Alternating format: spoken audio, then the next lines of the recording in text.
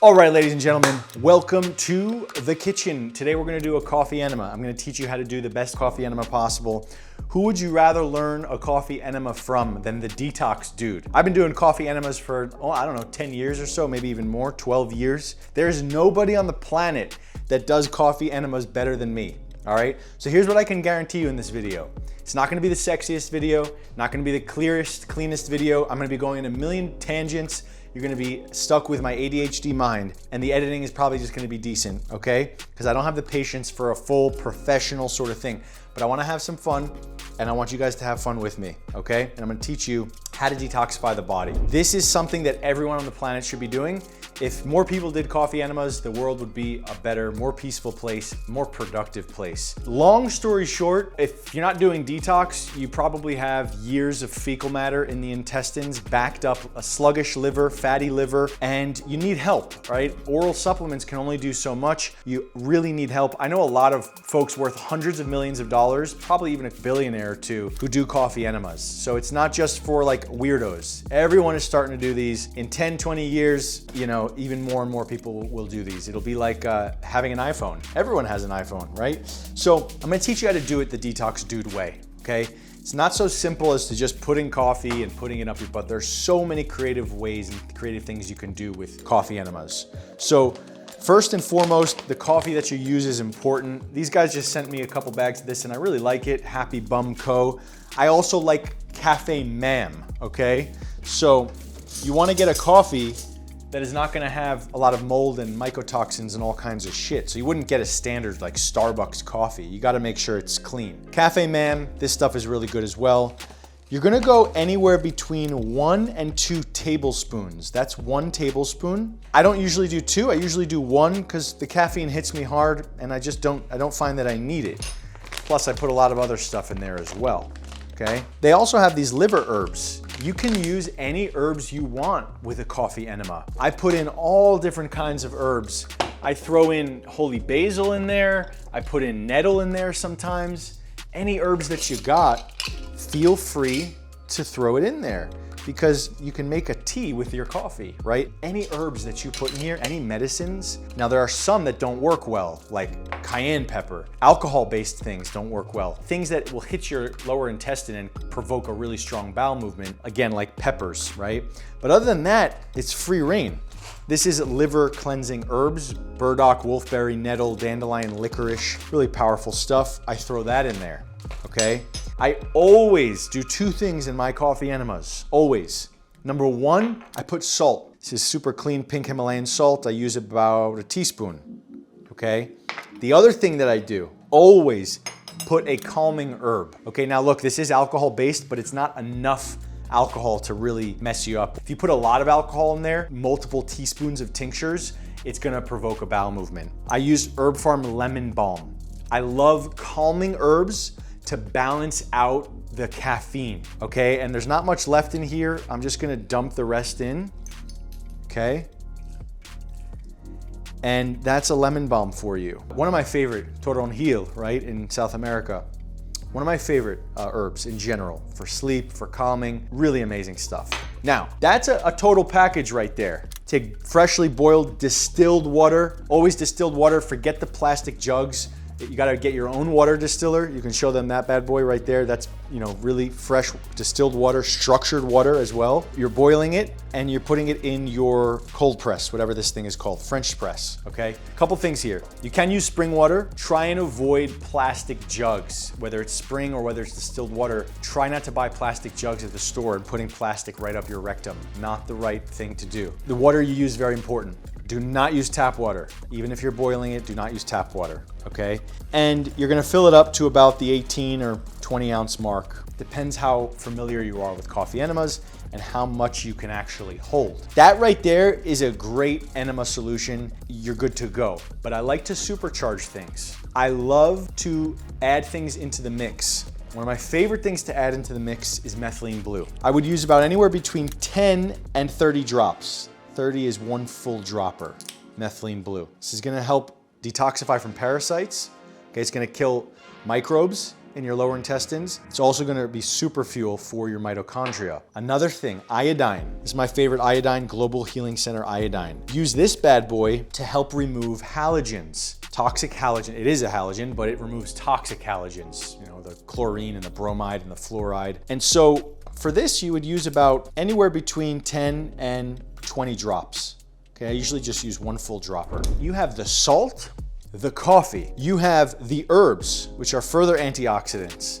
You have the lemon balm for calming effect. And now you have methylene blue and iodine for antiviral, antiparasitic, antibacterial properties. Heck, even if you use tap water, those two things are gonna override the tap water, but don't use the tap water, okay? I'm just saying, you are purifying that water, you're creating a very strong antiviral, antiparasitic cocktail, and you are inserting that directly into the liver, into the rectum and the liver, and this is gonna go into your blood. This is going to be a full systemic detox for you. Now be careful with the methylene blue, you can stain things. So what I do is I pour it. There's two ways of doing it, okay? The long way is you take a pot, okay, and you cook the coffee for 12 minutes.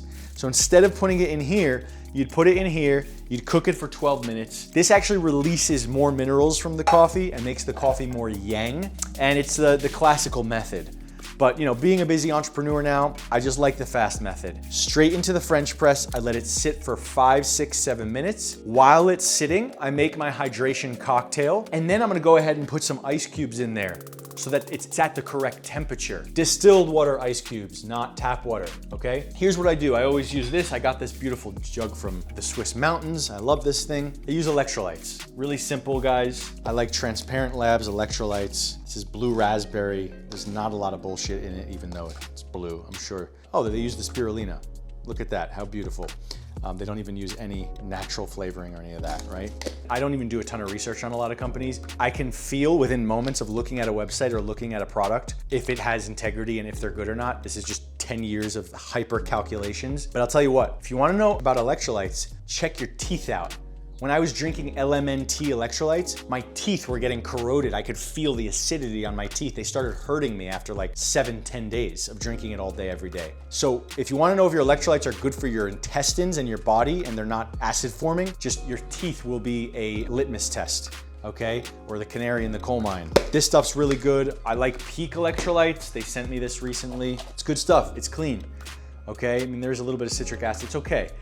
Electrolytes are always gonna have a little bit of stuff, especially the sugar-free ones. Also like these guys. So these guys are pretty clean too. True Grace, all right? And I'm just telling you based on my teeth, all right? I threw away the LMNT for sure. What I'll also add into the mix, living silica. This stuff is fuel for your cells, your hair, your skin. Look at my skin. My skin is beautiful, all right? A lot of silica, that's part of the process, all right? So I throw in about a tablespoon of silica in there. Just making my electrolyte drink while the coffee is cooking. All those nutrients are being extracted from the herbs, the iodine, the methylene blue heating up, creating an alchemical process there, just extraction really. And you got electrolytes, okay? Now, there's one other thing I like to do. Citrus pectin. I will always take a big pocket full of citrus pectin, 8, 10 pills, pop it in my pocket, okay, boom. Sometimes even more. I just literally just go based on feel, whatever that is, doesn't matter. That's 12, put it in the pocket. So now I have my coffee, my electrolytes. I'm gonna now teach you how to do an enema the right way. All right, so follow me into the bathroom where all the magic happens. All right, guys, so the coffee, if you waited, 10 or 15 minutes, would be close to the right temperature, maybe some more like 20 minutes or even sometimes longer. So, but what you do is you just use distilled water ice cubes to get it to the temperature that you want based on when you're gonna do the enema. If you're a half hour ahead of the game, you can just let it sit and it'll be at the right temperature. If you wanna do the enema right away, you put 3 or 4 distilled water ice cubes in there and you'll be at the right temperature, okay? You have a non-toxic enema bag. Ideally, honestly, you would use like stainless steel or even like an Implantorama, which is a glass enema. I've been using these for years. I don't think it's a problem. It's silicone, okay? It's not plastic. This is silicone as well. Now, step 1, you gotta make sure you're super hydrated when you're doing an enema.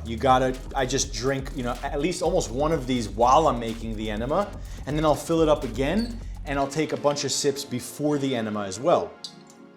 Okay, and there's a huge difference between doing a coffee enema when you're dehydrated and when you're doing a coffee enema hydrated. 2 completely different experiences, as you will find out for yourself, okay? Dehydrated, the coffee will stay in there. You won't really get a good release. Fully hydrated, it really penetrates deeper. You'll feel a completely different effect and you'll release a lot of liquid, okay? Otherwise, if you're dehydrated, your body will just suck this up. Okay, now it's not like it has no effect, but it's not quite as good. So what you would do is you'd fill this up with the coffee. I'm not gonna do it right now because you guys are gonna get the gist. You fill this up, okay? Fill it all the way, make sure it's locked.